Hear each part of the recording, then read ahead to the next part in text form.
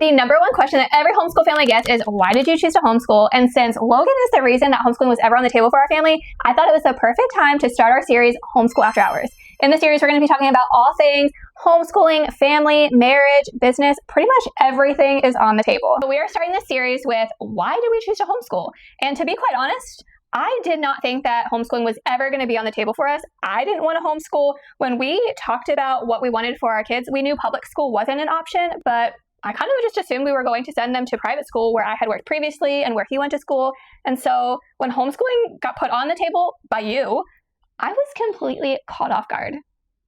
I would go as far as pre-kids. Like, you were not in a mean way, you were not the homeschool mom, the homeschool parent. You had huge dreams, aspirations of becoming a principal and getting your principal's license and running a school and changing like the school system from within. Like, you had a lot of things and you put all that on the back burner right after our first kid. Yeah. Like, we had Madison and I think your whole demeanor changed. Season of our life where we were just passing the kid back and forth. Here's Madison. It's my turn to go to coaching and you just got off of school. And then I'd see you at 7, 8 o'clock at night or Friday night football, soccer season. It didn't matter. I was coaching all of it for the extra income at the time. And it just didn't feel like that's what we wanted for each other. Yeah. So I think your demeanor changed a lot then. And that's when I started realizing like all of the homeschoolers that I knew had a lot of freedom.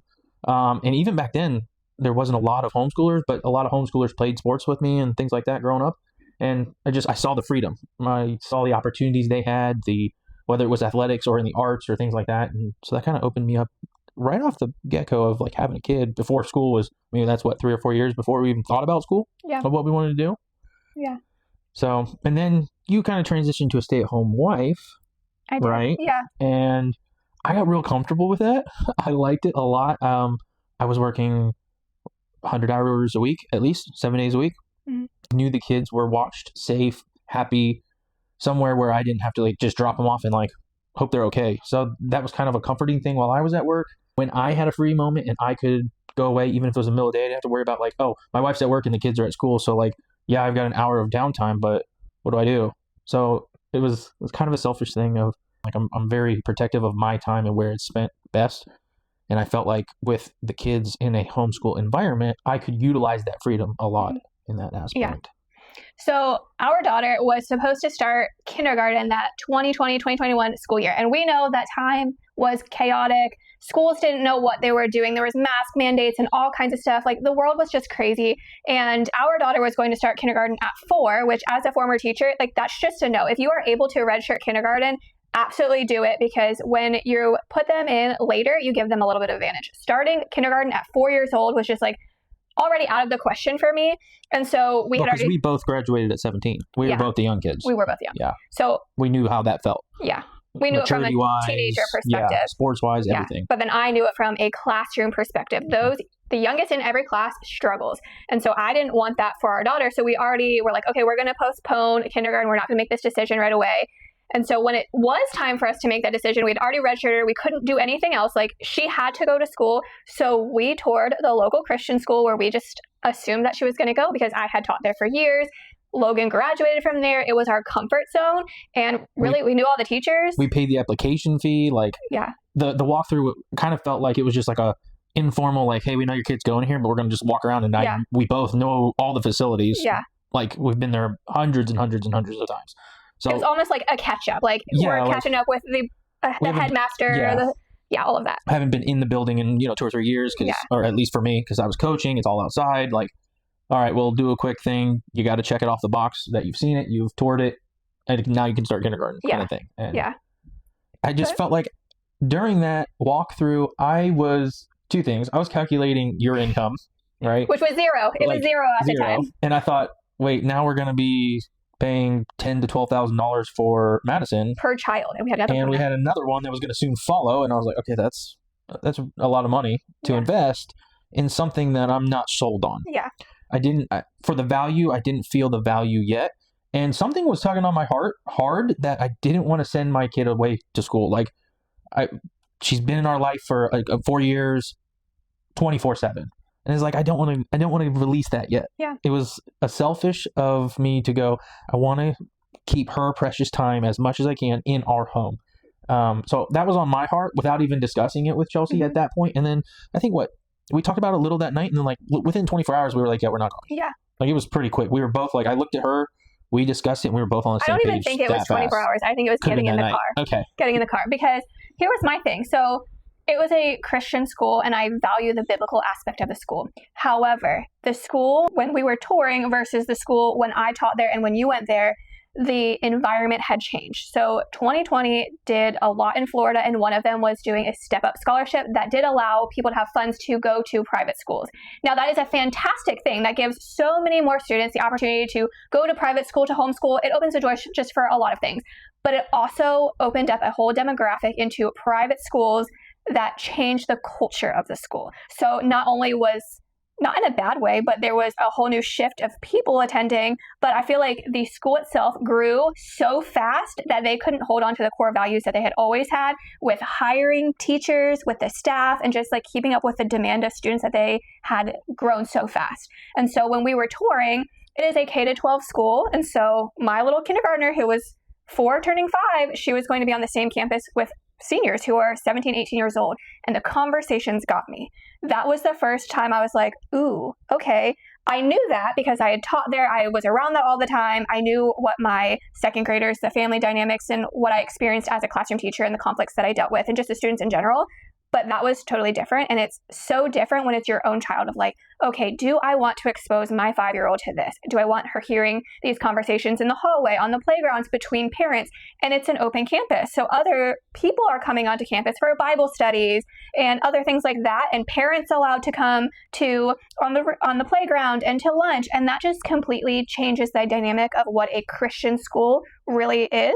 Those conversations that I was overhearing was like, oh, okay, I'm not ready for this. I don't want to open my child up to be exposed to this. I'm not ready for these conversations. She's 5 years old, and this is not something a 5-year-old needs to be dealing with. So that was really, after that, I got in the car, and you had already put homeschooling on the table, and I was like, we have to homeschool. That's it. It was a much easier decision when you aren't worried about it financially, if you aren't worried about, like, you didn't have an income. We were living off of my salary, doing not great, but we were doing fine. Yeah. And we had a system in place where you were already staying home with the kids and you have an education background. Mm-hmm. So it's not like you got one dum-dum with no degrees, no nothing, right? Guilty. And then you have one brainiac. If we had 2 dum-dums, it might be a little harder to be like, are we actually doing what's best for our child? Are we putting our child in the best educational stance to be better than we were? Are we putting them in the best financial stands when they graduate high? Yeah. You know, it just, our family dynamics that we had created, the best of our abilities at that current time, made that decision pretty simple, I thought. Because finances, out the door. Didn't have to have a discussion about it. Education of, like, how are we going to teach our kids? Kind of leaned 99.9% on Chelsea. I now am involved in a lot of this stuff. Like, I help with the mathematics and the real life applications and the entrepreneurial spirit. And Maverick and I really hit it off with a lot of that stuff currently. But at that time, I wasn't the one that was like, hey, let's teach you guys. Yeah. That was, you were killing it there. Yeah. And it took you an adjustment period. I had to unlearn everything that I had trained to be in the classroom because homeschooling is not being at school. There is no way that you can recreate school at home. So all the people that like to throw that phrase out there, you absolutely cannot. And as a classroom teacher, I had a lot to unlearn about like what education really is, how you give that to an individual child. So I feel like it was one of those things where we had the discussion of, I have the education and the experience. So the only thing that we would be doing differently at that point is like, we'd be paying $30,000 for both of our kids to go to private school. Yep. So you were gonna have to go work there, offset the costs, and break even, and be at the same financial place we were at the beginning, plus all the stress and stuff on you. Yeah. When, not that homeschooling is not stressful. It was 100% stressful. It's a different stressful. Yeah. It's a stressful that you can control. Yeah. You're not checking in with somebody, clocking in, clocking out, worrying about 18 other children other than your 2. Like, it's a different stress level, but I feel like, 100% feel like we made the right decision. Oh, yeah. As long as the kids are still good with it, we ask them every year, are you doing this again? Like, okay, we actually joke with them sometimes that we're putting them in school. That's terrible. It never goes well. No, if you push too much and you're too serious about it, I can get the little one in tears really bad, and so I've stopped doing that because I think that really hurts his feelings. It does. They want to be homeschooled. I know. They don't even think it's funny. Not even the slightest. They're like, that's not funny, Dad. Yeah. Like, cut it out. So really, when it comes down to it, why did we choose to homeschool? 1, finances. 2, we value family time. 3, it was really just the best fit for our family. So, yeah. And I'd throw in convenience, selfish convenience for me. I don't think we would be where we are today without the homeschooling. Yeah. I don't think the business would be where it is without the homeschooling. We wouldn't even have the second business at all, or any of your social media stuff. Like, yeah, I think that one decision, looking back on it now, it's an awesome decision, and I'm so glad we did it. At the moment, I think everyone thought we were a nutcase. Yeah. There wasn't a single person who was like, that is a fabulous idea, at least in our family. That this is like a fabulous idea. You guys are rock stars. I love it. I love that you're sacrificing your career to do that. Like, none of that. No. Now they're like, when can I pick the kids up in the middle of the day on a Tuesday? Yeah. Anytime you want. Like, just let us know. And then we'll work school around it. Like, it's just not, it's a very different family dynamic. And I think everyone in our immediate family circle is also happy and excited that the kids are homeschooled. They love that. Yeah. Which I also think leads to a great opportunity for us to have a further conversation with your parents, asking them from their perspective of what did you truly believe when we decided we were going to homeschool? What was going through your mind? And how have we changed your mind? Yeah. I think we should do that. I think it'd be cool. Yeah. All 4 of us? Yeah, and have a grandparent perspective. And not only what was their perspective of when we told them they were homeschooling, but maybe some advice for families who either don't have a support system, who are trying to convince their parents that it's a good idea, or for grandparents, like, hey, this is what you have to benefit from when your children or your grandchildren are homeschooled. Yeah, I think that'd be a great discussion. I think that would be too. Yeah. Let us know if you want us to have that conversation, convince the in-laws to talk about it from a grandparent perspective of homeschooling. Yeah. You're an awesome mom for giving up your career. No, thanks.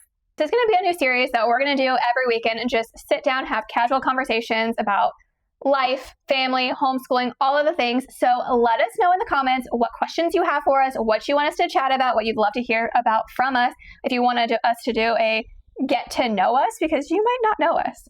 That's true. Who knows? Your question could be next week's topic.